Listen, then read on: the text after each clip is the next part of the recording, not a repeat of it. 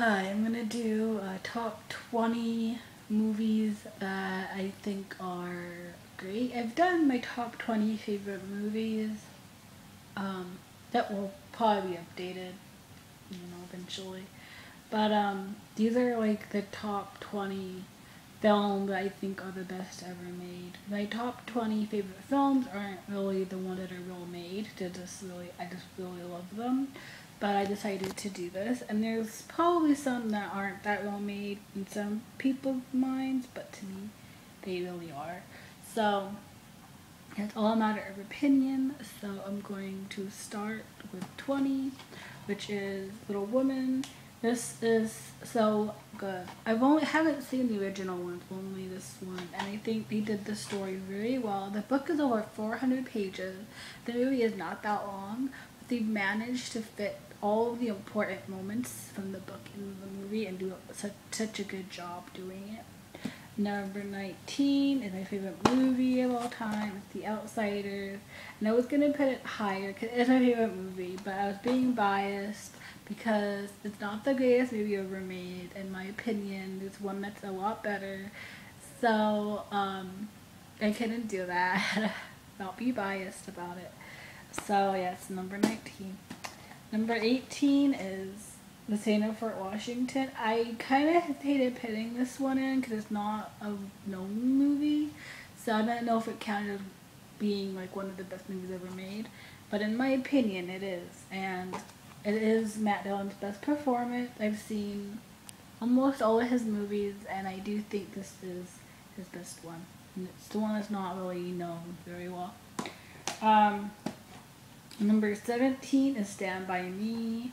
I didn't know where to put this on the list, any higher or lower, but I love this movie. I just saw it for the first time last year, and I watched it twice since, and I bought it recently.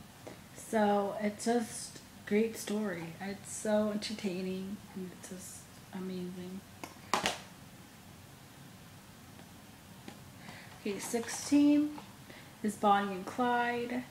This movie I first saw last year too, and I really loved it, and I've seen it twice since.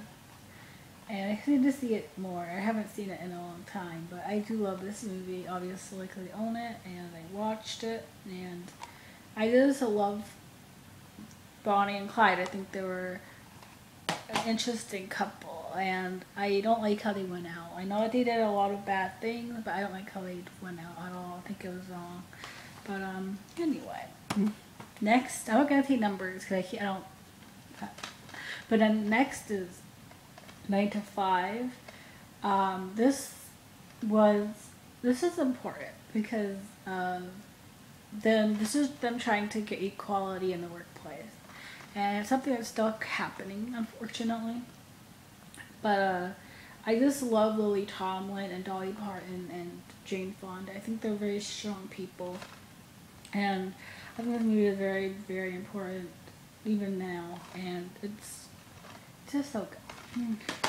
Next is The Adventures of Robin Hood with Errol Flynn and Olivia de Havilland. This is such a great movie. It's so much action in it and romance, and it's just greatly shot. It's so colorful, and I love how colorful it is. And bright and fun, and I love Olivia and Errol Flynn together. They were never a couple ever. They loved each other, but nothing ever happened between them. Just sad, kind of, but they're good together. Next is Driving Miss Daisy. I sacrificed a movie for this, and I was kind of sad about it, but I do love Driving Miss Daisy. I think it's great. I did make me cry, and not like because there's a part where she tells him that he's her best friend, and just made me cry because it's so sweet. And I just love Jessica Tandy and Morgan Freeman's chemistry. They were great together. So yeah, that one. Next is On Golden Pond.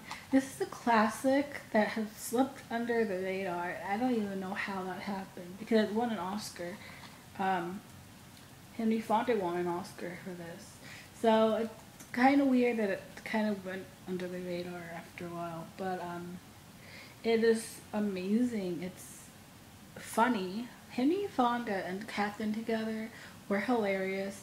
They had never met before they did this movie, and their chemistry was there. It was just amazingly well done.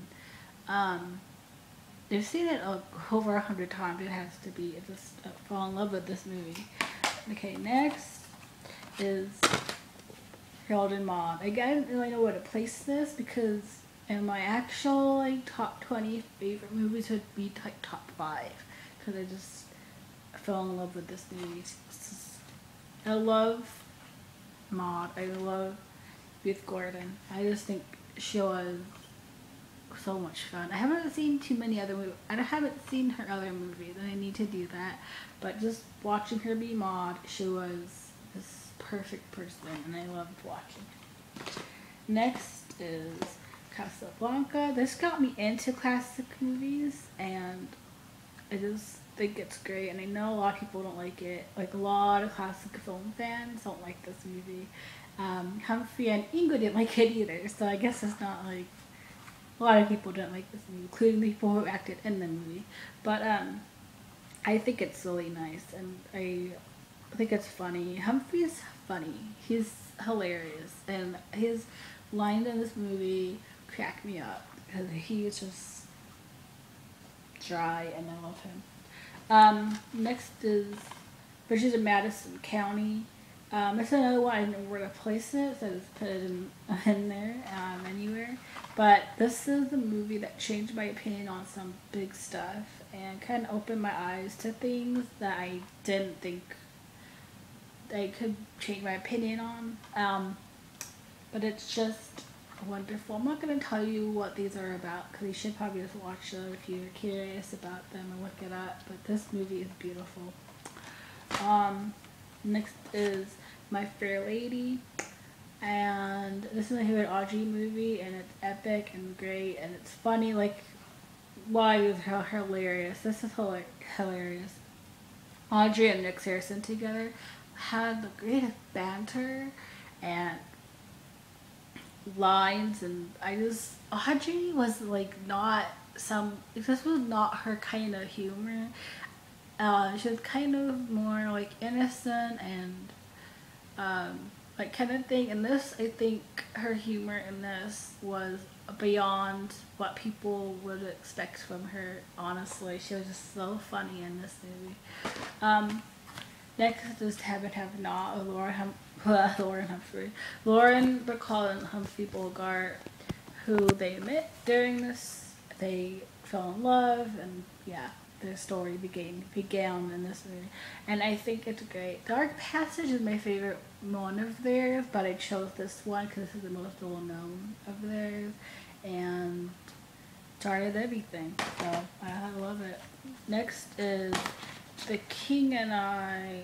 Again, it's funny. I love Yul Brynner. He's hilarious in this, and I love the chemistry between Deborah Kerr and him. They're just great together, and I don't know what to say about it. Next is A Star is Born. I was gonna pick Wizard of Oz, but I honestly think this was Judy's best performance, and I feel like it was coming from a real place. And it was just, she was amazing in this. This is when she was at her lowest point in her life, and this is her best movie I think that she ever did. So it's kind of interesting. But I love it. Next is Mr. Smith Goes to Washington. I guess we watched it recently. I always forget I own this for some reason. But I think it's great and it's important. And Jimmy Stewart kills me in this movie because he's so emotional in it. And when Jimmy gets emotional, I get emotional too. So I just love it. Next is Psycho. Obviously, I can't make this without Psycho. It's great, of course. Anthony Perkins was the perfect Norman Bates. You cannot pick a better person for Norman Bates than him. He was just so sweet and charming, and he believed what he said. He was just so good at like having you believe that he was innocent, and I love him so much, and I love this movie. Okay, next is To Kill a Mockingbird. This is one of the most important movies in the whole world. Like, everyone needs to watch this movie. And the actor who played, I can't even think of his name right now. I've seen this movie a lot, and it was one of my favorite books of all time, and I can't think of his name. Bill Robinson? Yeah. But yeah, the actor who played Bill Robinson, the part where he is on the stand and starts crying, that was real, and it's heartbreaking to watch that scene. But it's a great moment, and I just Gregory Peck. This was my favorite role he ever did, and I know it's like mine too. He was just so great in this movie. He's Atticus Finch, like that's who he is. And then the number one best made movie in my opinion is Sunset Boulevard. This movie I think is perfect, and it's Gloria Swanson. She made a comeback with this movie. Oh, like comeback. Okay, actually decided to leave, but she didn't. This whole movie is just so full of history. There's a lot of talent film stars, Gloria Swanson. William Holden's first movie, which he won an Oscar for this movie.